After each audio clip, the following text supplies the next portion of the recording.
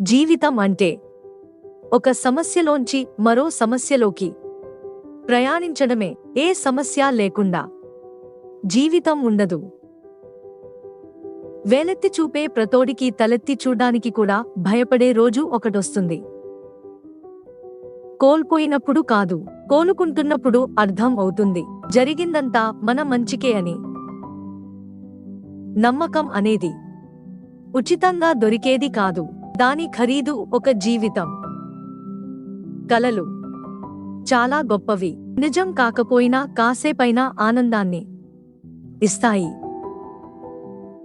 నాలుక మీద తేనె చూసి మోసపోకు, హృదయంలోని విషాన్ని గ్రహించు. డబ్బుతో సంతోషాన్ని కొనలేము, కానీ డబ్బు లేకుండా సంతోషం రాదు. అర్థం అవ్వటం కష్టమే అయినా ఇదే నిజం. ఓడినవాడు మళ్లీ గెలవచ్చు, కానీ దిగజారిపోయినవాడు మాత్రం మళ్లీ లేవడు. అప్పు చేయకుండా ఉండడానికి ప్రయత్నించండి, అది పగలు తలదించుకునేలా చేస్తుంది, రాత్రులు నిద్ర లేకుండా చేస్తుంది. కనిపించే నిజాల కంటే వినిపించే అబద్ధాలకే విలువ ఎక్కువ. కల రేపటిదే అయినా కష్టం మాత్రం ఈ రోజుదే. అందరూ అందరికీ ఒకేలా అర్థం అవ్వరు. ఆలోచనా విధానాలు ఎలా ఉంటే అలా అర్థం అవుతారు. ఒకరిని బాధ పెట్టడం నీటిలో రాయిని వేసినంత సులువు, కానీ వారిని తిరిగి మామూలు స్థితికి తీసుకురావడం నీటిలోంచి ఆ రాయిని వెతికి తీసుకొచ్చేంత కష్టం. అహంకారం ప్రతి ఒక్కరి నుంచి ఆఖరికి భగవంతుడి నుంచి కూడా దూరం చేస్తుంది. అవసరం ఈ పదానికి నిజమైన అర్థం అది దెయ్యాన్ని కూడా పూజించేలా చేస్తుంది, దేవుణ్ణి కూడా ద్వేషించేలా చేస్తుంది. డబ్బుతో కొనే వస్తువులను కొనడం మంచిదే, కానీ డబ్బుతో కొనలేని వస్తువులను పోగొట్టుకోవడం మాత్రం మంచిది కాదు. మనసు బాధపడేలా ఎవరైనా మాట్లాడితే వారికి మౌనమే మంచి సమాధానం, ఎందుకంటే మనకంటే మంచి సమాధానం కాలమే చెబుతుంది. మనది కాని వస్తువుపై వ్యామోహం పెంచుకోవడం మూర్ఖత్వం. నిన్ను నువ్వు ప్రశ్నించడం మొదలు పెడితేనే కొత్త ఆలోచనలు, ఆవిష్కరణలు పుడతాయి. బాంబులు, తుపాకులు విప్లవం చేయవు. విప్లవం అనే కత్తిని మీ ఆలోచనలపై పదును పెట్టండి. ఒక ఎదురుదెబ్బ తగిలినంత మాత్రాన సాధించదలుచుకున్న ప్రయోజనం నుంచి వెనుకంజ వేయవద్దు. భయమనే వరదను అరికట్టడానికి ధైర్యమనే ఆనకట్టను నిరంతరం నిర్మించుకోవాలి. మందలో ఉండకు, వందలో ఉండటానికి ప్రయత్నించు. వ్యక్తిగతంగా ఎన్ని కష్టాల్లో ఉన్నా సరే సాయం చేసేందుకు సమయం కేటాయించిన వారే నిజమైన శక్తివంతులు. ఆత్మీయత చూపే ఒక్క మిత్రుడున్నా చాలు, జీవితం పట్ల నమ్మకం కలుగుతుంది. దేవుడు రాసిన నాటకానికి ప్రతిరోజు మనం వేషాలు వేస్తున్నాము. కొంతమంది అడుగుతారు కదా, చచ్చాక డబ్బులు తీసుకుని వెళ్తావా అని. వాళ్ళందరికీ చెబుతున్నాను, చచ్చాక శవాన్ని తీసేందుకు కూడా డబ్బులు చాలా అవసరం. ఓదార్చడానికి స్నేహితురాలు ఉంటే ఏడవడంలో కూడా అర్థం ఉంటుంది. చేయిచి పైకి తీసుకునేందుకు స్నేహితుడు ఉంటే క్రింద పడడంలో కూడా సుఖం ఉంటుంది. చినిగిన నోటు తలుచుకుంటే ఇతరులను మోసం చేయడానికి ఉన్నటువంటి అన్ని మార్గాలను మనకు నేర్పించగలదు.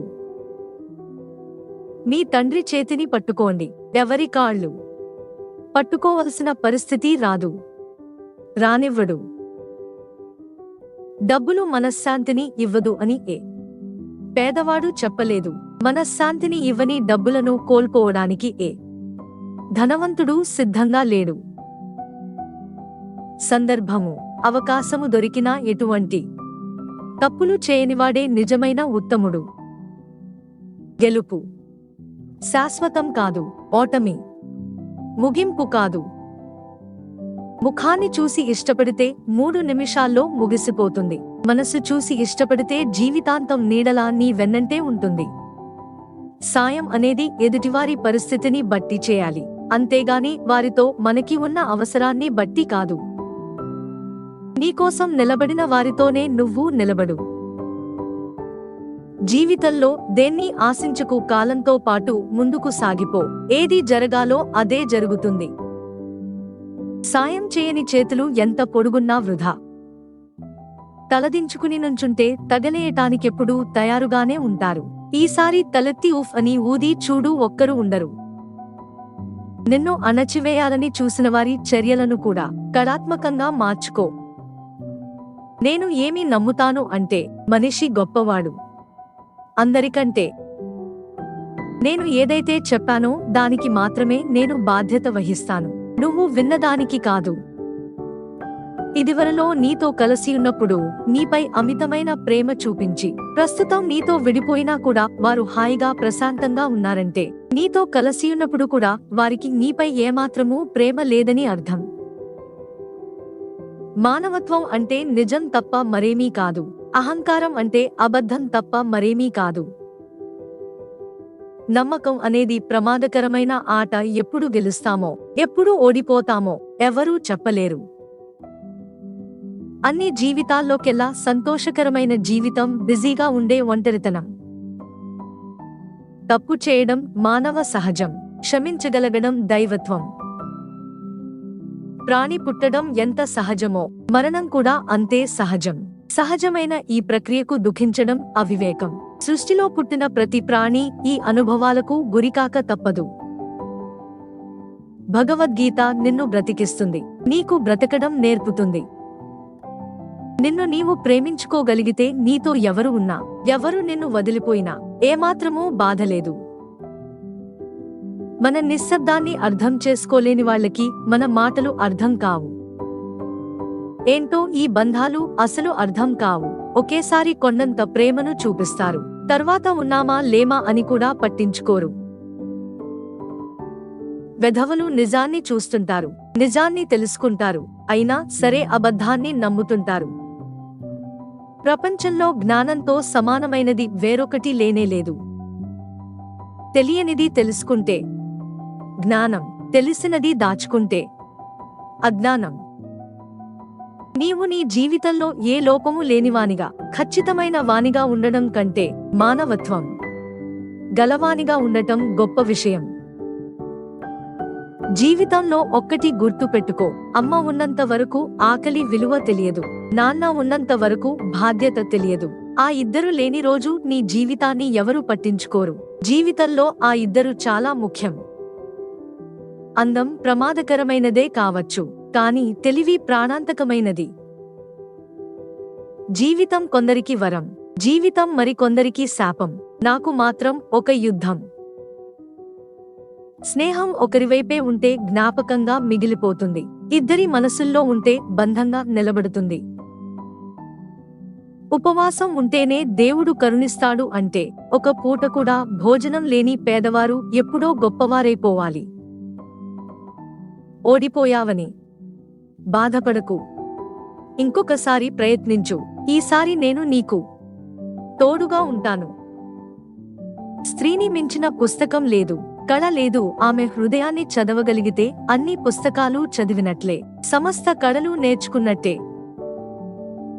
పెళ్లికి ముందు తండ్రి, పెళ్లికి తరువాత భర్త. సరైన వాళ్ళు దొరకని ప్రతి అమ్మాయి కూడా అనాథ అవుతుంది. ఎంతటి వారైనా ధర్మ మార్గాన్ని తప్పితే కీడు తప్పదు. కర్ణుడు అత్యంత బలశాలి అయినా ధర్మాన్ని తప్పి కురుక్షేత్రంలో హతమయ్యాడు. నీవు బ్రతికేది ఈ ఒక్కరోజే అన్నట్లు నీ కర్తవ్యాన్ని నిర్వర్తించు. ఫలితాన్ని కాలానికి వదిలే, అప్పుడు ఈ ప్రపంచంలో ఏ బాధ నీ దరిచేరదు. కొంచెం వెనక్కి తగ్గు, చాలా దూరం వెళ్ళగలవు. ఎవరు ఏ కర్మ చేసుకుంటే వారు ఆ కర్మ ఫలాన్నే అనుభవిస్తారు. ఏ కోటేషన్ నచ్చిందో కామెంట్ చేయండి. నన్ను సపోర్ట్ చేయడానికి లైక్ చేసి సబ్స్క్రైబ్ చేయండి. కృతజ్ఞతలు.